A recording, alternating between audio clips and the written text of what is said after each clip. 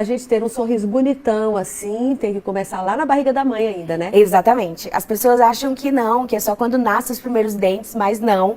A gente esclarece que o nascimento dos dentes das crianças começam ainda intrauterino. Sim. Hoje existe, né, a odontologia gestacional. A gente faz o acompanhamento da gestação, onde a gente explica todas as características para as mães, de como vai ser essa gestação, de como cuidar da saúde bucal do filho ainda na gestação, e faz o acompanhamento gestacional e logo depois, quando a criança nasce. Sim. Faz também o acompanhamento de instrução de higiene da boca do bebê, que tem que começar mesmo sem dentes, para criar um hábito logo cedo, né? Para a criança não ser surpreendida só quando nasce os dentes, e aí criar um trauma ainda maior das crianças.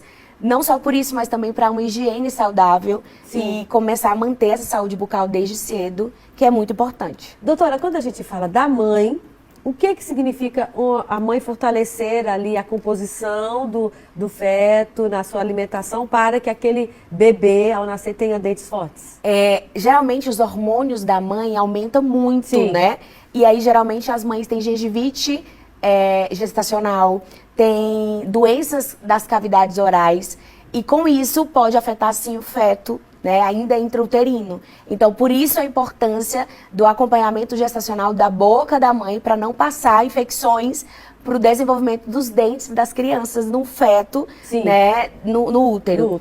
Outra importância muito, muito bem correlacionada: algumas medicações que as mães podem tomar podem afetar, sim, o nascimento dos dentes das crianças.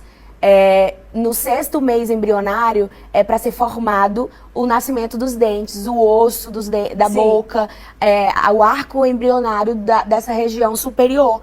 Então, se a mãe toma alguma medicação que não é para ser tomada, que pode afetar, a criança pode vir a nascer com lábio leporíneo, que é aquele cortezinho no lábio, fenda palatal, que é o céu da boca todo afastado, aberto. Então, todas as características podem sim ser evitadas com pré-natal odontológico. Certo. Mesmo sendo exclusivamente amamentado no peito, ali naqueles primeiros 6 meses, a criança deve ser higienizada? Com certeza. Inclusive, as mães pensam que aleitamento materno, dedicação exclusiva, não quer dizer que tem que escovar. Sim. E muitas crianças têm padecido dessa mal orientação.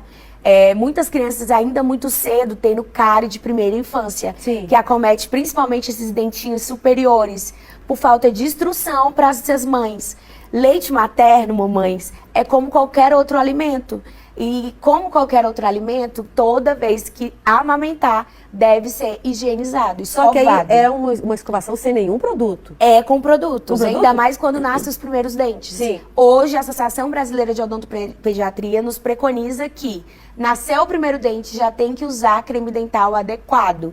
Por isso, o ideal é procurar sempre, nascer os primeiros dentinhos, procurar a orientação de um odontopediatra. Sim. Pra gente fazer uma análise de alimentação vezes escovação, para ver se tem a necessidade de utilizar-se creme dental fluorentado. Sim. Geralmente, criança nasceu o primeiro dentinho, a orientação é que se usa creme dental fluoretado acima de 1.100 ppm de flúor, que é o recomendado pela Associação Brasileira de Odontopediatria. A gente dá aquela olhadinha lá no produto. No produto. Tem isso lá escrito 1.100 ppm de flúor, mas, porém, todavia, entretanto, sim, a gente sempre regula a quantidade na hora de escovar. Não é a escova todinha. Não é o creme dental esteiro na escova, porque pode, pelo contrário, prejudicar a saúde bucal do filho, usado de forma exagerada. Quando a gente usa de forma exagerada, pode dar fluorose. A gente tem flúor na água, sim, a gente tem flúor em alimentos, e se a gente usa muito flúor nos cremes dentais, pode dar fluorose, e não é isso que a gente quer. Então, mamães, uma dica: tem abaixo de 3 anos, não sabe cuspir a criança, 1 grão de arroz. 4 anos, já sabe cuspir, 1 grão de ervilha. Sim. Não isso passa é a quantidade disso. de creme correspondente. Sim. E não passa disso. Toda vez que for escovar, nas 4, vamos dizer as 4 básicas. Geralmente 4 básicas, essa mesma quantidade, tá? Certo. Existem algumas que a gente tem que olhar com um olhar mais apurado, que talvez a gente tire de alguns momentos e deixe somente manhã e tarde com flu e as outras sem flu. Por isso, mais uma vez eu ressalto, é muito importante uma avaliação com o odontopediatra, porque é dentro dessa consulta que a gente faz toda uma anamnese para descobrir se esse paciente tem ou não necessidade de flu em todas as escovações. Doutora, também dentro desse julho vermelho e dessa preocupação com a saúde bucal, a gente puxa lá para os tratamentos ortodônticos. Sim. O Brasil tem uma considerável quantidade de Muito pessoas grande. fazendo tratamento ortodôntico. Muito grande. O profissional A, B, C, D e mais até a letra Z. No entanto, a gente sabe também que se um tratamento ortodôntico não for seguido em toda a sua sequência ou não tiver um monitoramento pós-tratamento, aquele problema pode voltar. E os casos de reincidência são grandes também. Muito grandes. Não é? O e ali, como é que a gente dá esse passo com segurança? Hoje, dentro da odontopediatria, existe uma área chamada ortopedia funcional dos maxilares, que eu sou, inclusive, especialista. Aí, o que a gente faz? Eu não olho somente dentes das minhas crianças. Eu olho a boca como um todo. Sim. E aí, dentro dessa boca, eu analiso a oclusão dos pacientes. O que é a oclusão?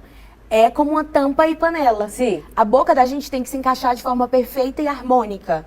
Uma vez que não se encaixa, a gente chama de desoclusão. E aí, hoje, no meio em que nós estamos, na tecnologia que nós já alcançamos, a odontologia vem evoluindo muito fantasticamente. Sim.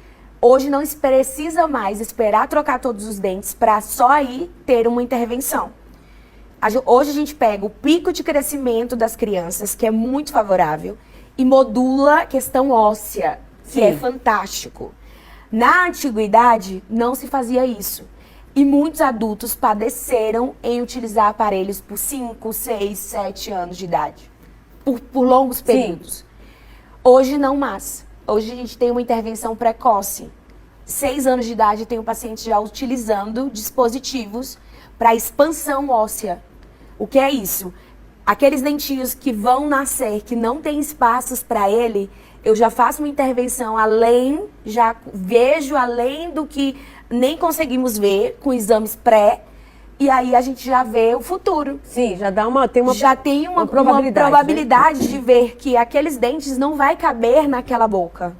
Então a gente já começa com intervenção precoce, fazendo uma expansão desses dentes e, consequentemente, esses pacientes ou não vai precisar usar aparelho, ou se precisar usar aparelho fixo, ele vai usar por menos tempo. Mas não é agressivo também para essa criança de 5, 6 anos começar já a usar o É um pouco agressivo, porém, os estudos mostram que a criança é muito mais aceitável do que os adultos. Sim. E com isso, a gente pega esse crescimento, que é muito mais aceitável agora na infância, do que eles usarem um aparelho fixo por muito tempo quanto adulto.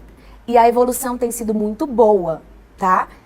Pena que não tinha isso há muito tempo atrás. E que ainda não seja acessível para todos também. Que ainda não também. acessível para todos, porque querendo ou não, tem muitos pais que não têm condições financeiras de trazer essa evolução ainda tão cedo. Sim. E ainda não é uma realidade acessível, por exemplo, no SUS. Não é uma realidade acessível para todos os pais. Então, assim, é uma revolução, é algo novo, mas que ainda é muito novo para a sociedade que nós estamos. Sim.